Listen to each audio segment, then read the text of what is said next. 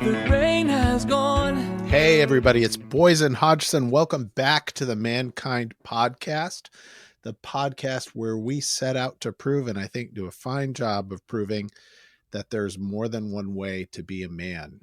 We are complicating masculinity over and over and over and bringing some rich conversations out. Today, a man that I have not known personally, but known of for as long as I've been in men's work, since very early in men's work, Rick Belden.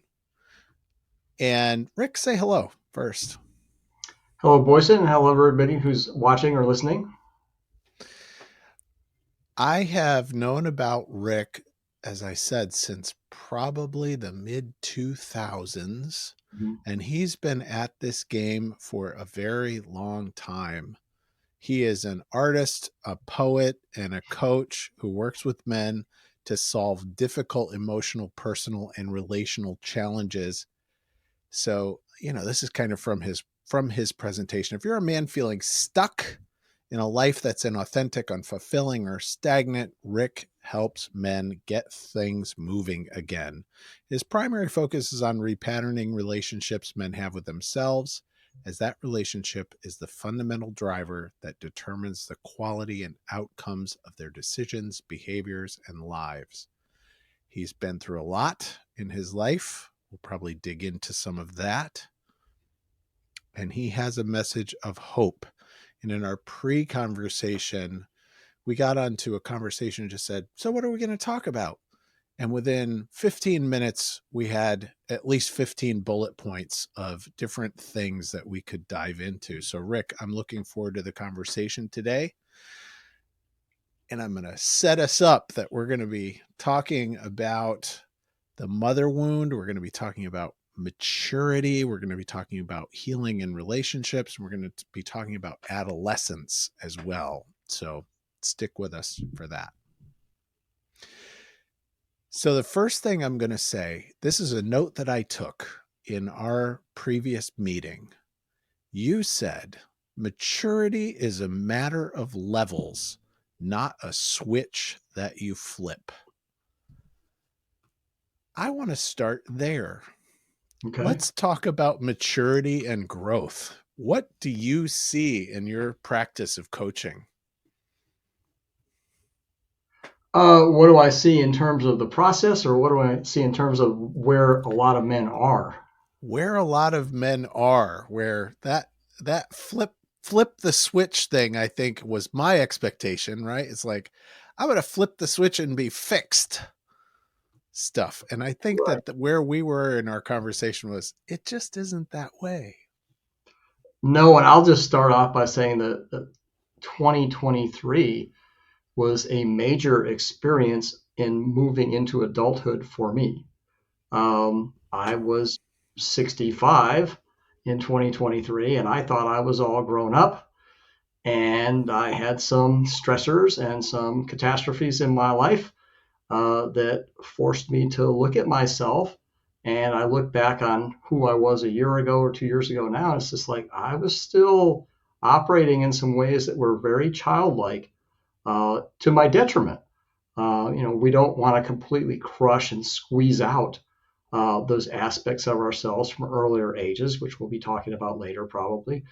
But I can look at my decision-making process. I can look at the kind of magical thinking that I was doing on a regular basis. I can, particularly in my relationships and my expectations of other people, I was not realistic about other people's capabilities. And I was still trying to cajole and manipulate and overfunction my way into getting people to meet my needs, which is something that a child who's in a situation with unmet needs learns to do. Because what choice do you have? But it's not appropriate for a man who's 65. And it doesn't turn out well. And that's not to be critical of myself. It goes to the point of the question, which is that maturity is a developmental process. And you have to go through developmental stages in the direction of maturity rather than a switch that turns on and off, or just suddenly one day you wake up and it's like, oh, I'm mature now. It's like, well, we have so many embedded conditioned patterns of thought, belief, perception, and they get in the way. So if we're still operating out of a set of narratives and assumptions that we adapted or were conditioned into when we were growing up, it doesn't matter if you're 65, it doesn't matter if you're 45, it doesn't matter if you're 85, you're still not fully mature in terms of the potential that you have and how you function, how you perceive, how you operate, how you make decisions. And it shows up in your relationships with other people as it did in mine. Can I go to the personal level of what was it that kind of finally woke you up last year to this new set of things? What was it that triggered it? Two things in parallel, actually, which was horrible. But actually, sometimes if you want to grow, it's like, well, you might as well turn up the dial. Uh, but yeah, I had a 5-year romantic relationship that crashed in a very catastrophic way for me.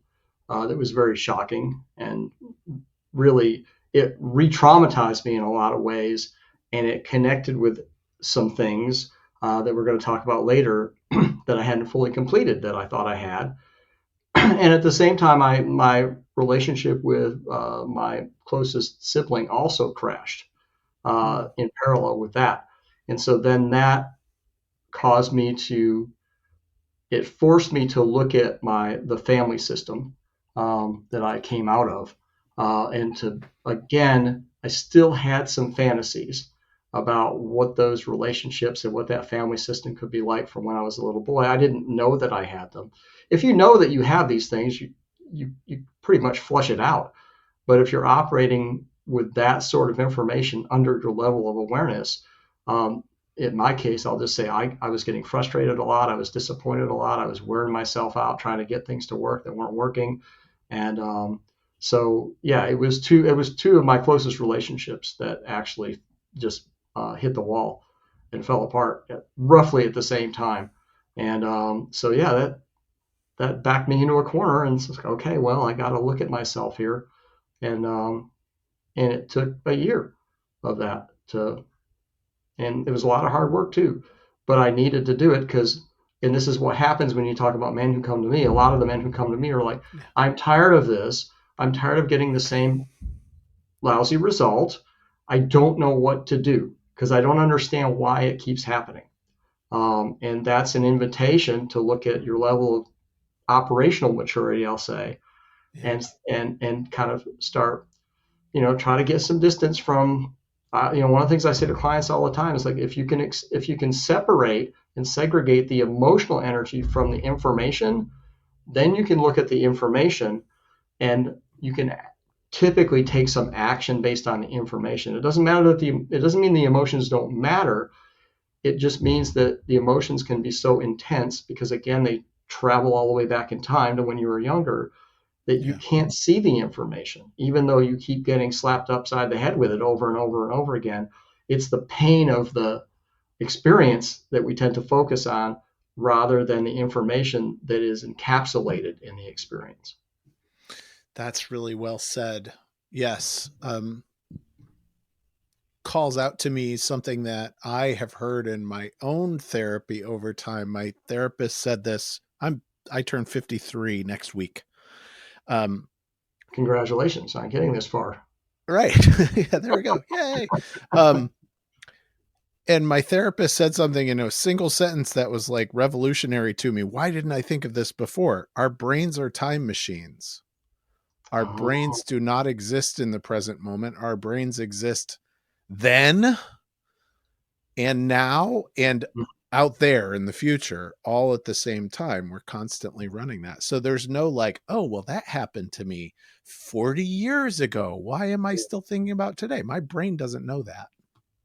well, and I'll kind of back that up with a quote that I like to use all the time from a gentleman named John Sarno, who said, the reason childhood things matter is because the unconscious has no sense of time. What is it like to be having been working with men for so long?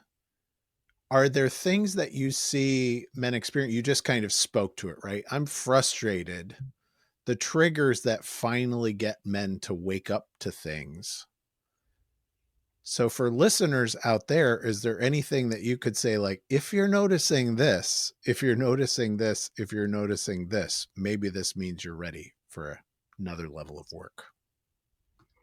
Well, one of the first things that comes to mind is if you find that you're applying an enormous amount of effort and focused energy in a situation, and you're getting nowhere, or you feel like you're going backwards, that's often a pretty good signal, particularly if it's a repeated pattern. Another one I think I alluded to earlier is, if you've been divorced 2 or 3 times and your current relationship seems to be going in the same direction, that's a pretty good prompt right there. And sometimes it's health issues where you can't seem to get over the hump in trying to get in shape, or you're starting to notice that you don't feel like doing anything anymore, and you've had all your medical checkups and everything's fine, but you don't feel motivated.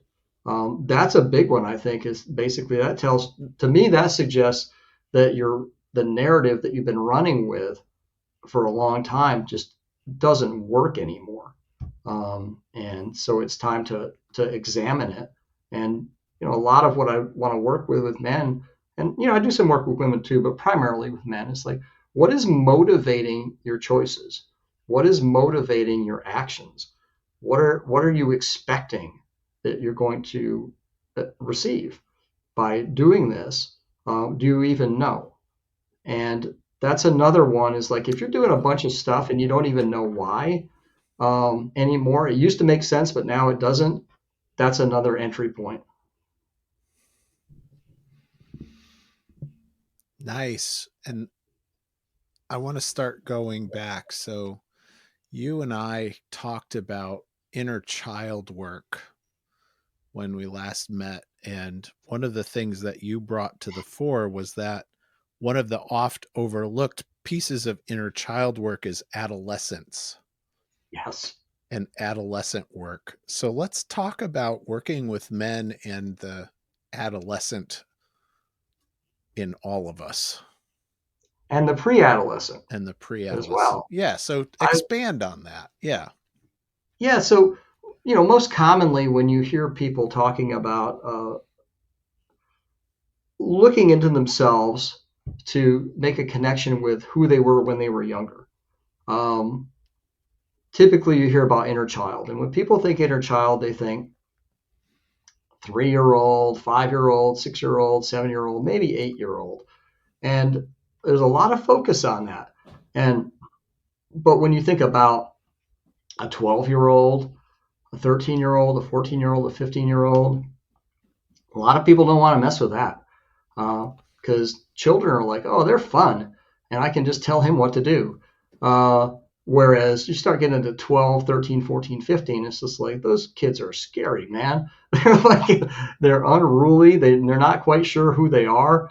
And so I know in my case, I did all the inner child work, and it seemed to go well. It is still, well, there was a lot of trauma in my life at that age, so it wasn't always easy to approach. But what I started to notice was, if I was around kids who were 13, 14, 15 years old, I was very uncomfortable. Like, I didn't really want to be around them. And for the longest time, and then when they get to be about 16 or 17, it's like, no, they're okay, And I for the longest time, I couldn't understand it. And then I started kind of reflecting back on what was going on in my life at 12, 13, 14, and 15. And number one, there's like you kind of cross the Rubicon at some point, and you're not a kid anymore somewhere in that area. Yeah. Some people have to cross that boundary a lot earlier because of the childhood, home, family situations that they're in just don't allow them to be children as long as they should be able to. But the point is that I started looking at what was going on at that point in my life, and I realized, oh my God, man, this was a super traumatic time in my life, from inside and from outside. And then I started noticing that if I look at photos of myself at 12 or 13 or 14, I'm like, I don't really relate to that. I don't really recognize myself. I recognize it because I know factually that's me, but I couldn't make a good connection with that part of myself, and started realizing that I wasn't sure I wanted to, because I didn't trust him and he didn't trust me. And so that's one of the things that I do, that we talked about before with clients, is I want to help them connect to the 6 or 7 year old, and I have ways to do that. But I also want to help them connect to the 12, 13, 14, 15 year old, because a lot of men that I work with, I'll ask them to share some photos with me at different ages. And typically when they look at the little guy, Yeah. I'll say, do you feel like this is you? And they'll say, yeah. They don't necessarily feel Yeah. comfortable or whatever, but a lot of the time if they show me a photo of themselves at 13, 14, 15, I'll say, do you feel like this is you? And they'll say, nope, nope, I don't like him. He's a big nerd. He was clumsy. He never got picked on the team. He was stupid around girls. So that just tells me, it's like, okay, there's a ruptured connection there with a part of yourself, that you identify with that age and that look. And it's a hard time for a lot of boys. If you're not kind of like top of the line, athletic, Yep. good looking, confident, tall, it's rough. And even for those guys, it's rough, because a lot of those Yeah. guys are just putting on an act, because they don't know what they're doing either. None of us did, right? We Right. we Yeah. didn't. And I think the word that you used before was many men experience, and I so resonate with this, a sense of revulsion from Yes. that me, from that. And Yes. I also, the recognition, as I've done my work around it, is that that's when the kind of hardcore coping mechanisms kicked in, Right. like Right. Right. stuff that So I'm in ashamed of now, right? The hardcore stuff. Yeah. Right. And the biggest thing that I'm ashamed of is that I just cut part of myself off, Mm. um, because I didn't even know it at the time, because nobody talked about this, but I had an eating disorder. I was very thin. Um, but nobody talked about that. Even in girls at that time, nobody was talking about those things. So I was very skinny, and people made fun of me. And I wasn't hip to like the latest styles and stuff. So I had my haircut wasn't really up to snuff, and I was very smart. So I got called a nerd and all this stuff, and I just got tortured by bullies and everything. And I just reached a certain point where I just decided, I'm going to become a different person who's not going to be targeted like this. Mm. Um, and so I left that part of myself behind, and I felt a lot of shame around him. So if I looked at photos of myself, if I looked at my freshman high school yearbook photo, I would just feel humiliated, just to look at him. And I just felt like I don't want to be connected to him. He was the subject of all the abuse. He was the target of all the bullying. He was the one who didn't know how to fit in. And so for my own survival, I figured out how to leave him, how to cut him out and morph into somebody who would fit in, who had more of a rebellious attitude, and the long hair and the mustache, as opposed to the short hair, and wisecracking class, smoking dope. And the thing is, I still really like that guy. Yeah. I do, because it was the first time, Boysen, in my life, that I was actually establishing an identity that I had decided on for myself. And it was the first time I felt like had any autonomy at all. Um, and he had an attitude, and it was like, oh wow, that guy's kind of cool. That other guy before him, I don't want to deal with that guy. Um, and it's still tough to approach it, because my motivation for changing into a different persona was a feeling of shame and humiliation that was so deep that it's still in there, and it's not easy to really approach it. Which lands us in the realm of beliefs, right? And the Mm-hmm. beliefs about who that original identity was that gets so deeply embedded, and they're still coming up, right? You and I are working with men, Right. 35-year-old, 45-year-old, 55-year-old men who their deepest held belief about themselves is somehow that they're a piece of shit. Yeah. And they'll say it out loud sometimes, just like that.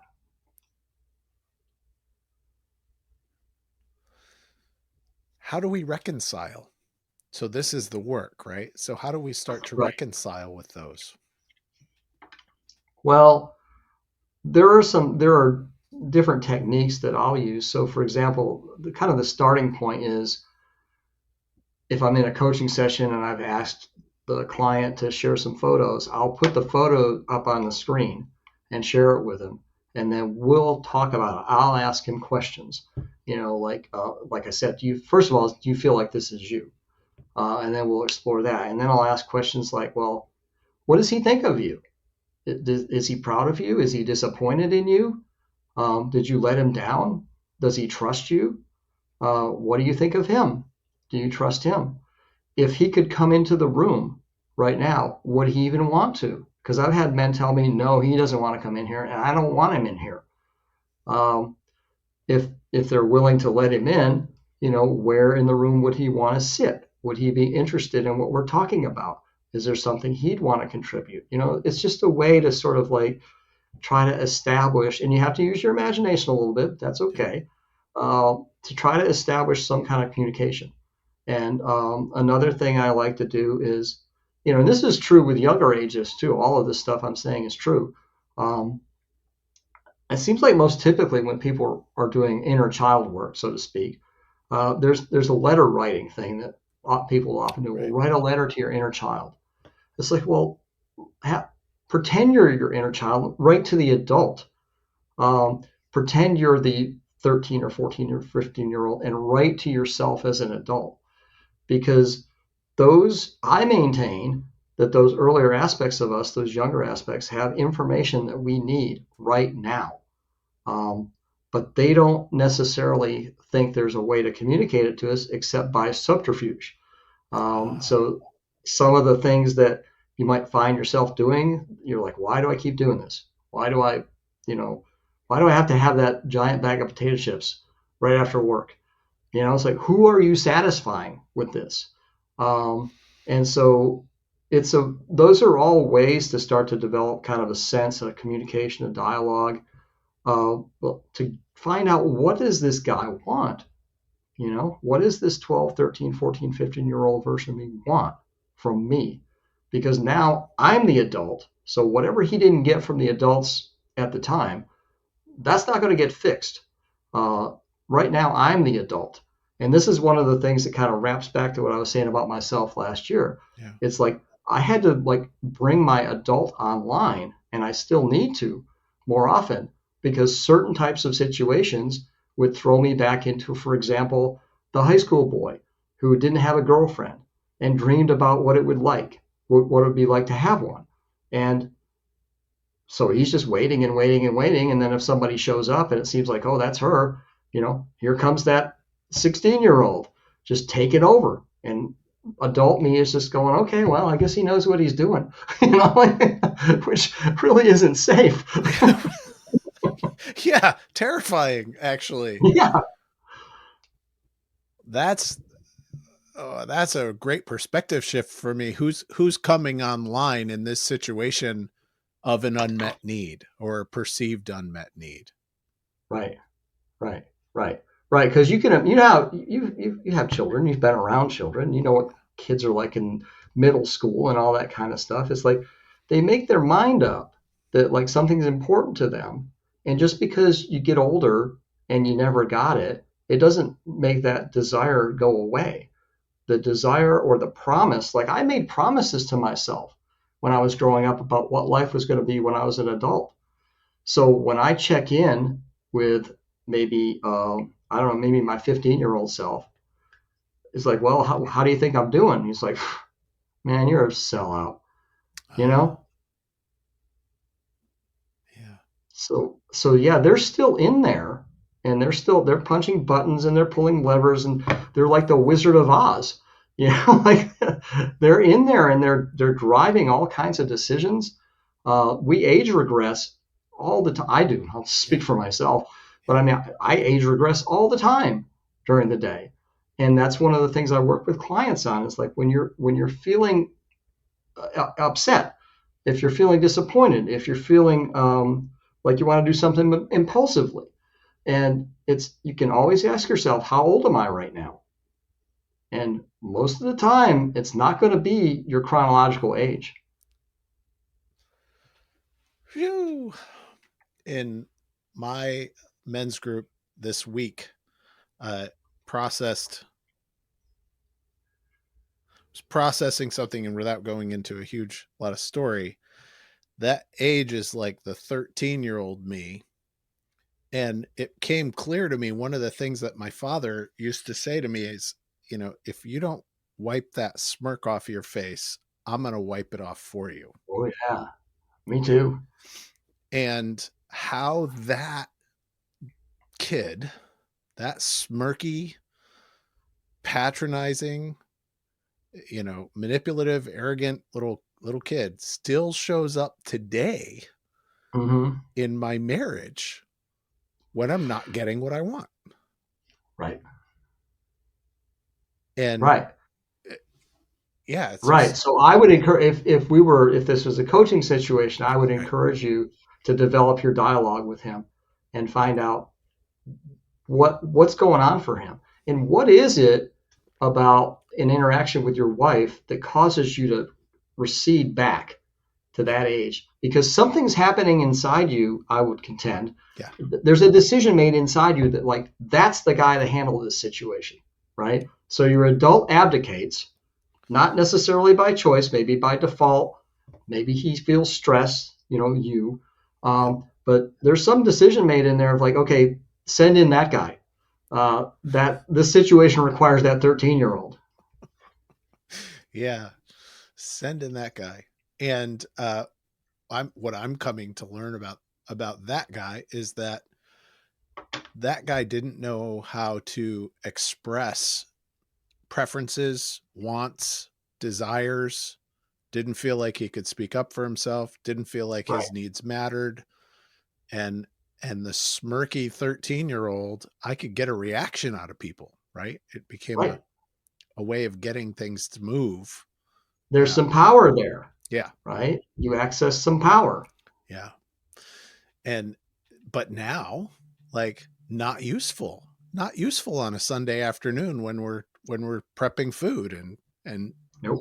trying to get things done. So, and the worst situation, sorry to interrupt, I was just going to say the worst situation of all is when you age regress and it causes her to age regress at the same time. And then it's just like, you really should just walk away from each other until you like restore yourself at least to 2/3 of an adult. Because then it's just trauma patterns that are interacting with each other. And I just shout to my wife, right? We're 20 years into this thing, and our relationship started with, I did the New Warrior training adventure in April of 2004, about 6 months after we met. She did a thing called Women in Power the same summer. So shadow work based bioenergetics.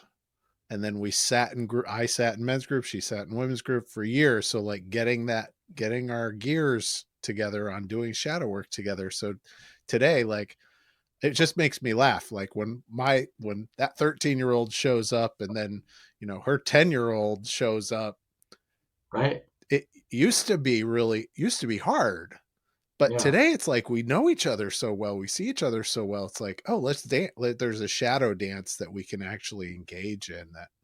Yeah. Just shout out to my wife and big gratitude.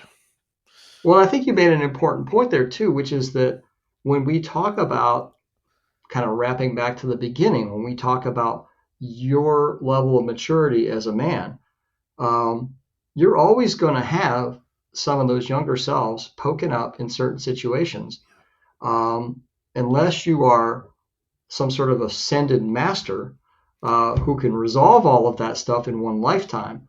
So the whole maturity idea is not to reach an endpoint. As we said, it's a developmental process that's ongoing. It's like trying to, it's like trying to get to this horizon to get to the sun. It's like you're never going to get there. But along the way, you become more of who you really were meant to be.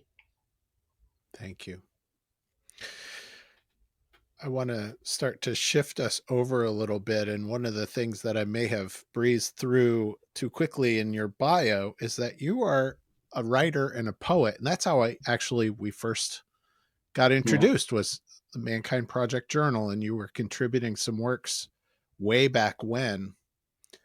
So we're going to go into a conversation, I think, about the mother wound. And I'm wondering if you would like to open up this section by reading something. So now we're going to go into something that you and I touched on before. And if you've been listening to the podcast in the last few weeks, you know that I did a two-parter with Douglas Gillette where we talked about the mother complex. And that's something that Rick and I also discussed. So Rick, why don't you read us a poem and then let's dive in. Sure thing. I've got one sitting right here. This poem is called Mother Space.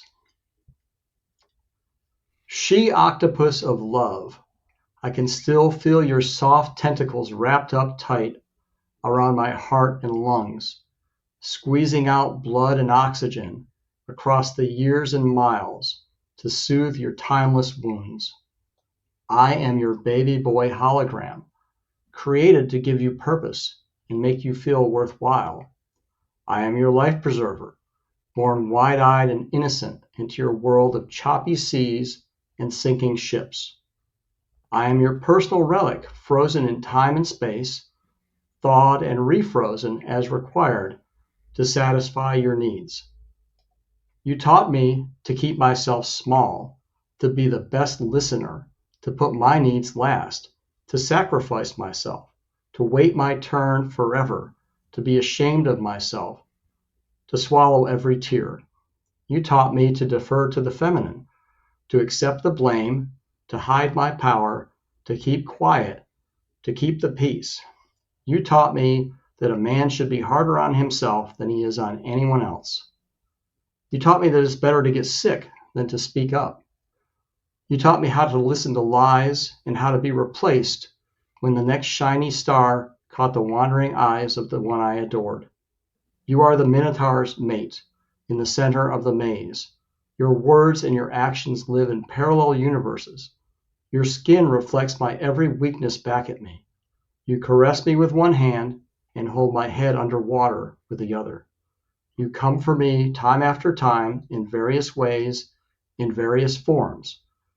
Every woman who enters my life is you, or becomes you. A young girl who doesn't know better, or an old woman who doesn't want to. You can't see me, and you don't know me, but you won't admit it, and you won't let me go. Would it kill you to set me free? Would it kill you if I free myself? So I think maybe a first place to start then is, how do you define what we're talking about? That is the best place to start, I think. And I'm going to share a definition that I used in an article that I wrote a few years ago on Huffington Post and elsewhere called Men and the Mother Wound. And the way I started that article is by saying, a mother wound may be thought of as an injury to the psyche of a child resulting from significant dysfunction or disruption in relationship with the mother. In some cases, it is the result of a mother's absence or unavailability due to death, illness, adoption, or other circumstances that dramatically separate the child from the mother. But more typically, a mother wound is a complex of injuries to the child's psyche received over many years, often as a result of the mother acting consciously or not out of her own woundedness. One of the most severe kinds of psychic wounding occurs when the child's primary function in the relationship is to be used by the mother to meet her own narcissistic needs.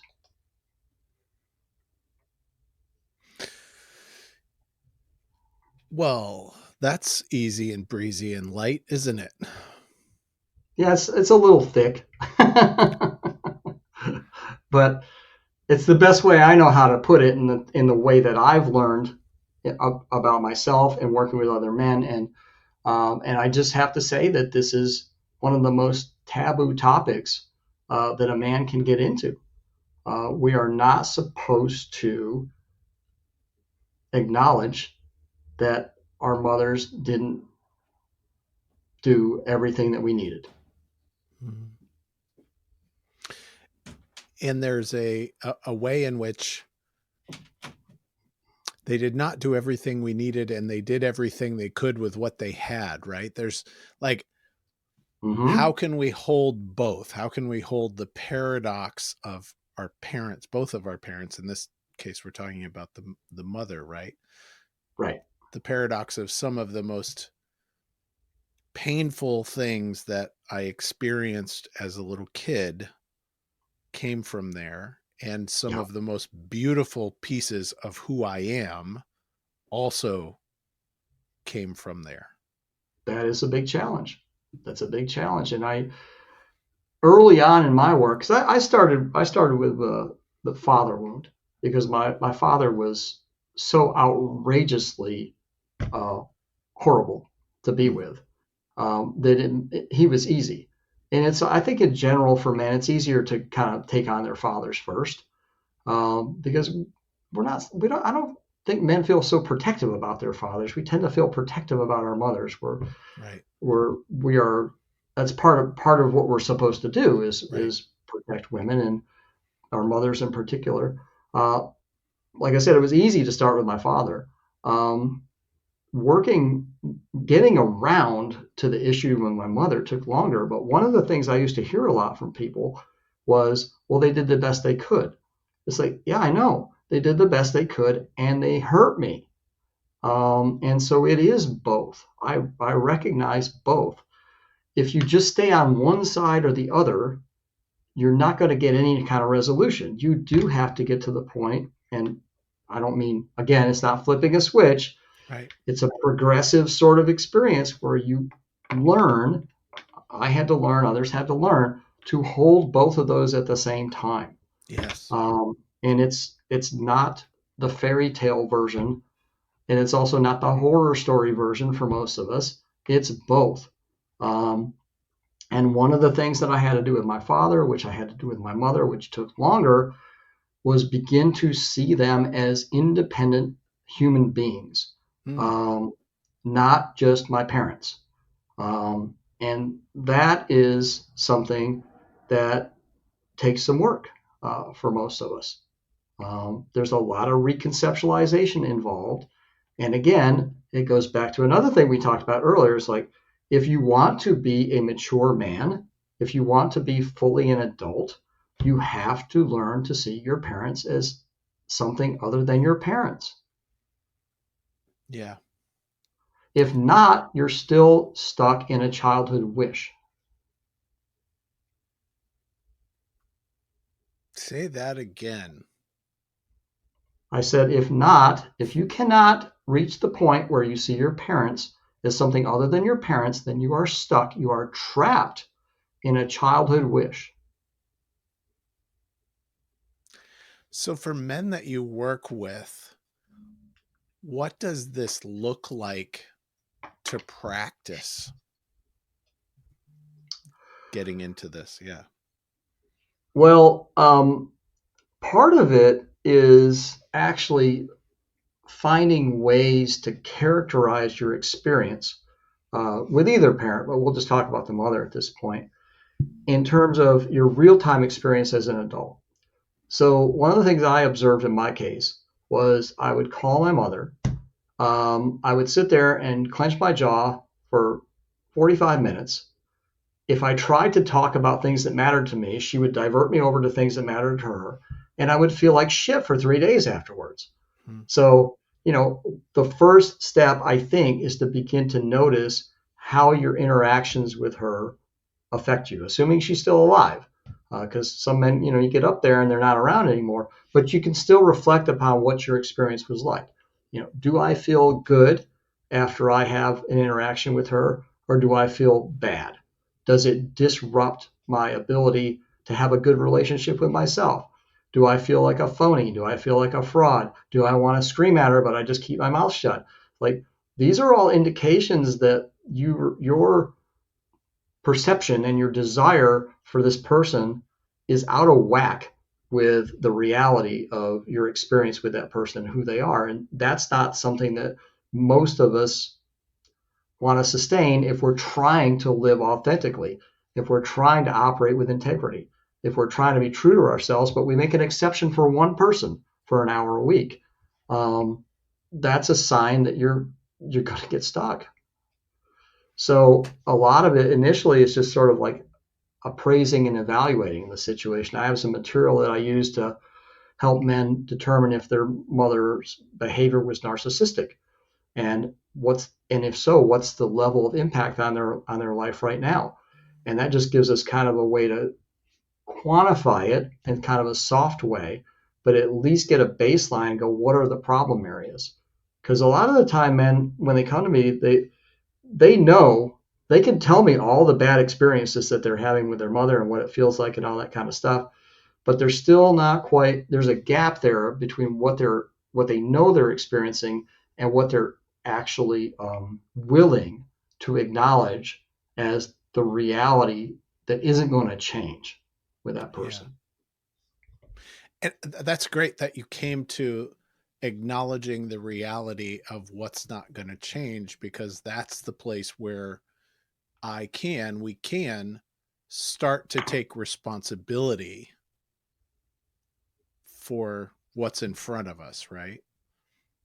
Yeah, I mean, and that's a big part of it, Boyson. It's like we have to, and this is not about trying to like cause people to victim blame themselves or anything like that. It's just like we have to see our role, and we have to be willing to be accountable for our role. So, in my case, part of the problem was I wanted my mother to be somebody she's not, that she never was and she never will be.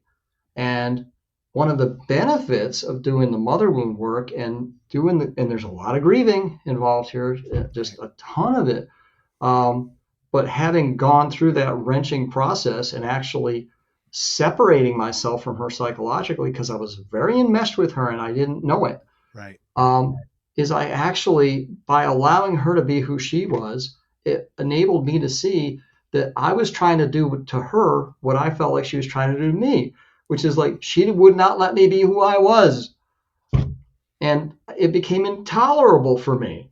And then I had to do a lot of deep work, because again, we're talking about those earlier parts of ourselves that wanted something they're never going to get. And they really, really want it. And so that's where the grief comes up. It's like you have to acknowledge, I'm never, ever going to have that mother I wanted. I'll never have the mother I wanted. Right. Never, ever, ever. And it can't just be here. It's got to be all the way down, inside and out. But having done that, I could actually look at it and go, man, I was wrong. I wasn't wrong. Right. The needs aren't wrong. The needs right? aren't The original wrong. needs are not wrong. Right. But for me to carry it forward into adulthood and continue to insist that she should be the person I want her to be is not ethical. I'm not, and I don't feel guilty about it. It's just like I just know, I realized that both parties were trying to do the same thing to each other. But I had to get out of the enmeshment in order to see that. That's beautiful. Jungian, right? Those things that we despise in others are those things that we must face about ourselves. Mm-hmm. Shadow work. Yep. Shadow work, right? How I enact the same behaviors that I despise in different ways or in other ways. And then reality always wins. So if I'm forcing expectations onto reality, forcing what I want somebody to be, what I want my mother to be, what I wanted my mother to be, onto someone who is not that. Right. Then it's my responsibility to deal with the pain that results from that. Right. And again, therein lies, in my eyes, the ethical problem. Yes. and also it's a personal problem because I don't want anybody doing that to me. Right. Yeah. Trying to force me to be something that I am not. Yeah. Yeah. Powerful stuff. So if my mom passed away in 2002, Oh, so it's been a little while. it's been a long time. Yeah. I did work in men's groups in 2005 after going through the New Warrior Training Adventure. I did a piece of separation work from my mother that had a profound impact on me. So I guess that what do you offer in terms of, so for some of us who are older, our moms have passed away.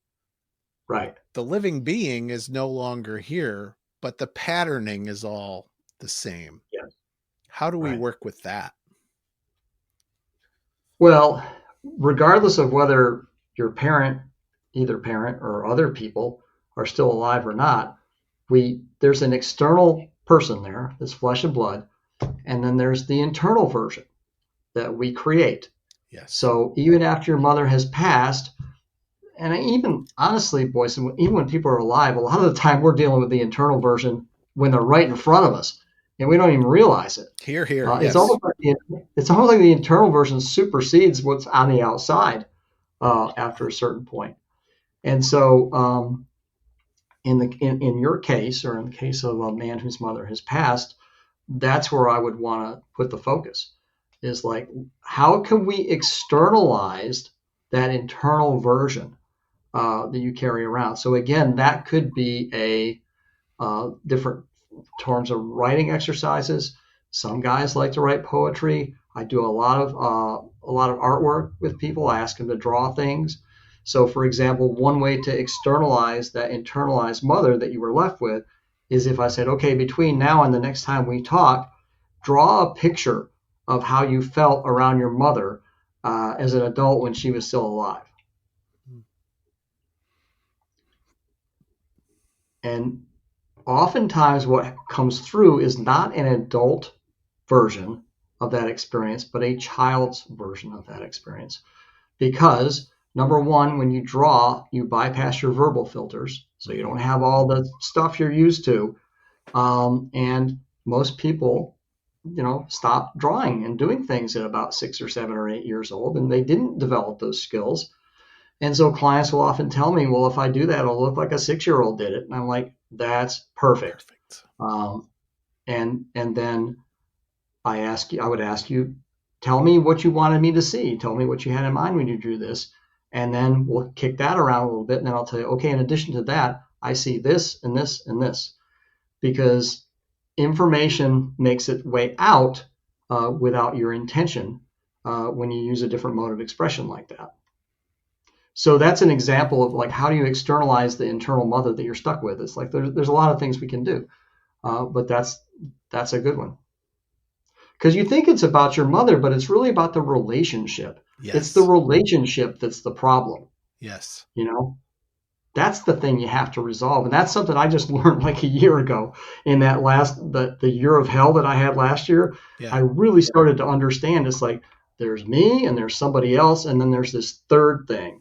And when things don't work out, my business is not so much with the other person. My business is with that third thing that we co-created that I'm left with. Co-created that I'm left with, and what I am left with also is not real. It's a story about.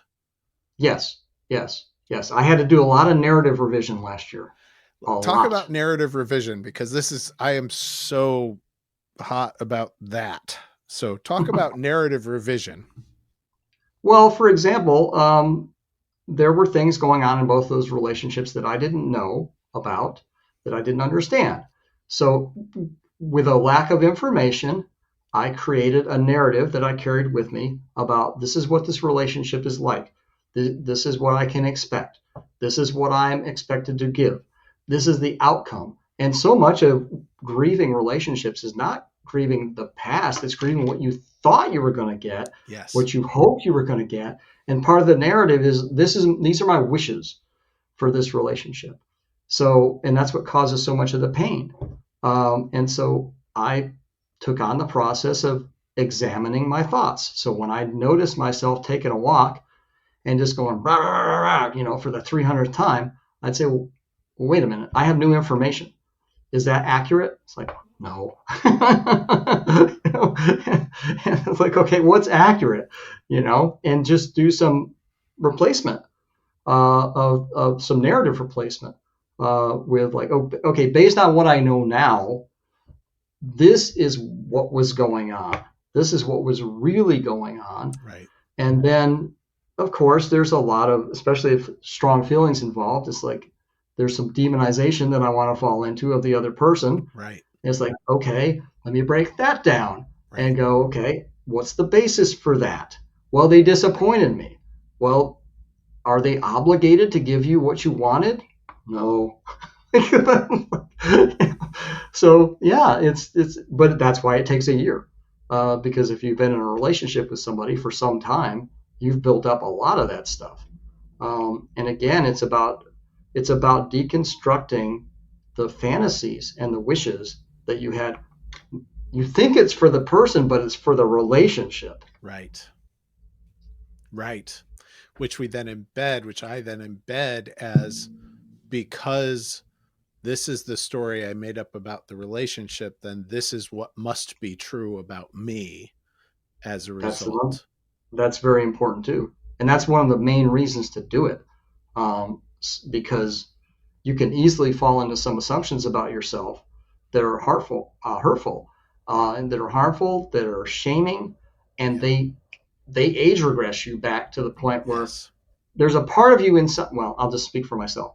There's a part of me inside when somebody treats me badly because of my experience growing up. There's a part of me inside that wants to go, see, that's what you can expect from everybody. Right. Right. Because sometimes that feels safer than the unknown of somebody might treat me badly or they might treat me well. For me, there's a certain part of me that learned it's like it's better for me if I just assume the worst. And then when it happens, it's just like, okay. See? I knew that was going to happen. Yeah, exactly. I knew it was going to happen, right? The misery that we are in is more comfortable than the unknown, facing the unknown. Well, and that's where some of the, again, I keep wrapping back around to different earlier things, but like that's why one reason why it's so important to develop some sort of active relationship with your younger selves, because my 6-year-old is still very optimistic. My 15-year-old is very cynical. And so like in certain situations, one or the other is going to rise up and take the lead. And one of the reasons the 15-year-old is so cynical is because he wants to protect the 6-year-old.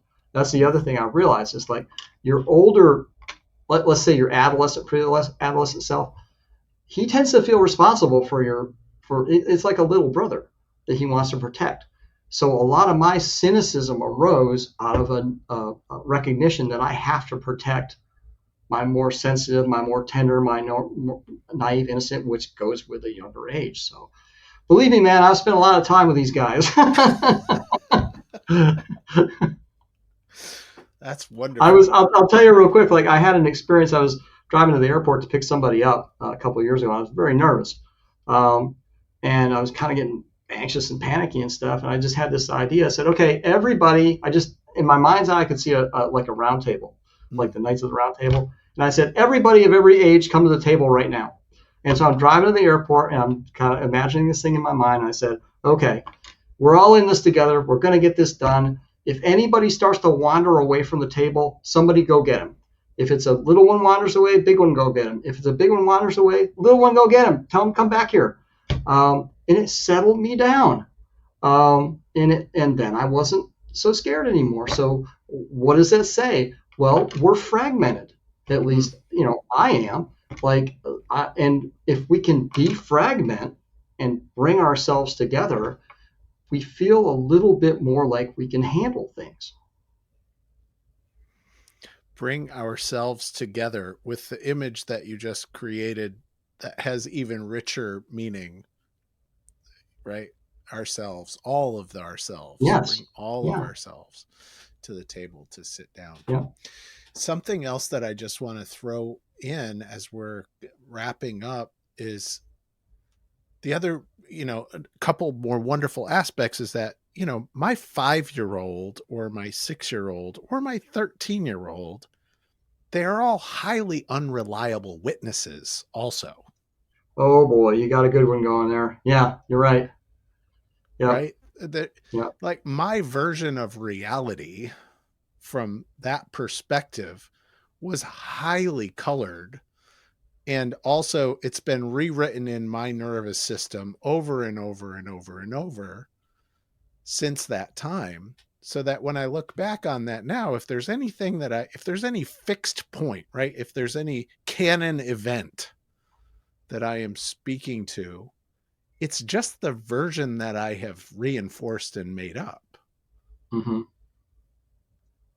And again, But again, I think yeah, we're talking about another one of those balance points, like where you have to be able to understand that your ability to perceive and reason and make sense of when you're 5 years old is yes, not developed to the point of an adult.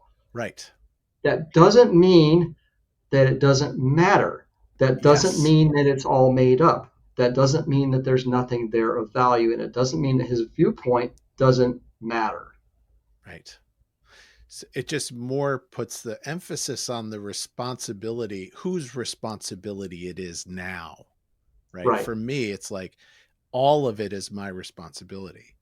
The As an emotional adult. weight of as an adult, the emotional Yeah. weight of an early childhood experience is real and Yes. has had an impact. Right. And as an adult, it's my responsibility Right. to care Right. for it. You're right. You have to fill in for the adult, for the not good enough parent, who, for whatever reason, didn't recognize, didn't understand, wasn't capable, didn't want to, was distracted, all those kind of things. And that's where, a lot of the time I've over the years I've heard people say, well, you're just whining. Why don't you just get over it? And it's just like, I am getting over it. Like I'm getting over it by dealing with it. And it is an iterative, incremental developmental process. I mean, there are, we talked beforehand briefly.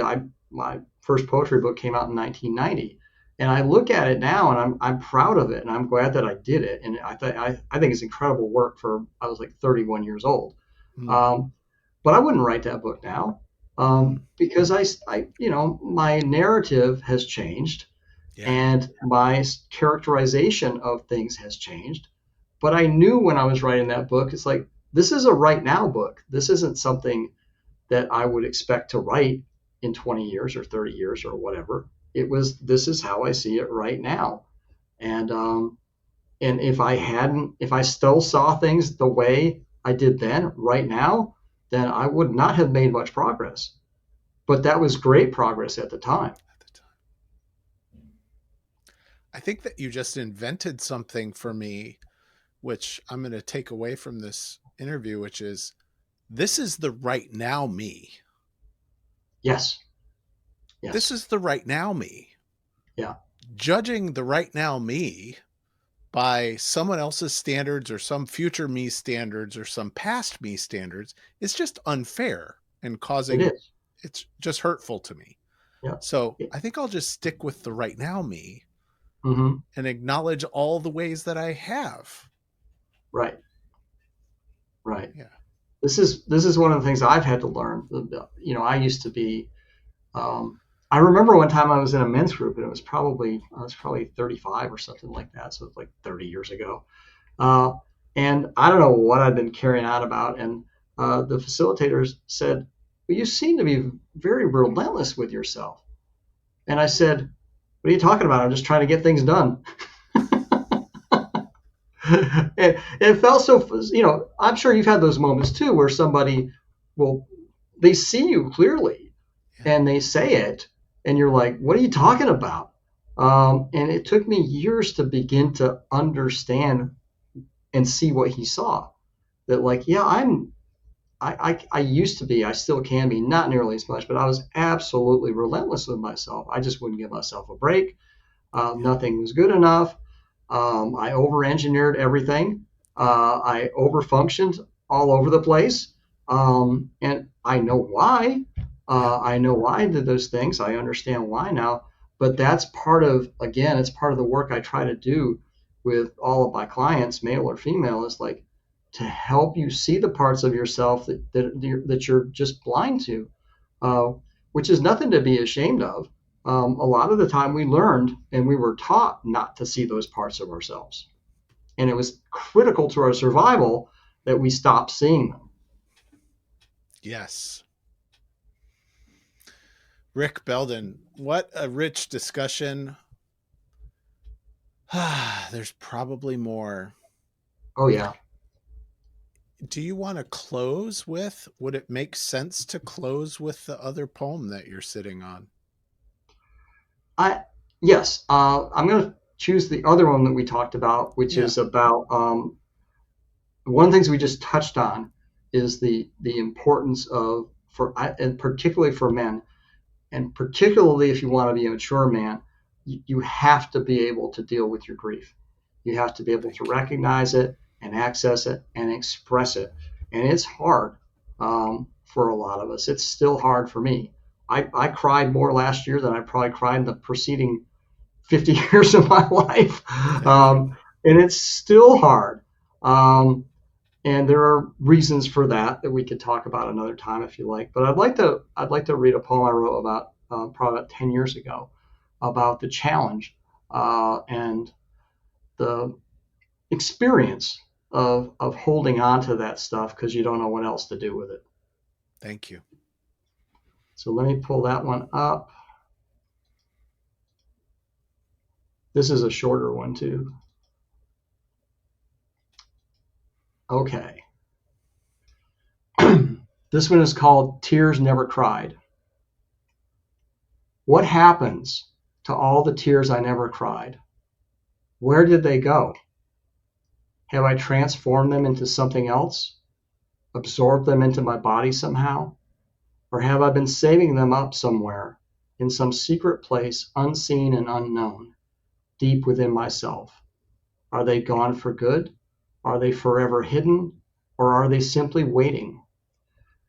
Maybe waiting for me to finally feel safe enough to allow myself their presence and their companionship in my everyday life. Maybe waiting for an opening to move through me all at once in a rush, transforming my life and my being in one radiant moment like an invasion of angels. Or maybe waiting to come to me in wave after wave when I'm on my deathbed, too old for shame, too weak to fight, and too tired to hold them back anymore.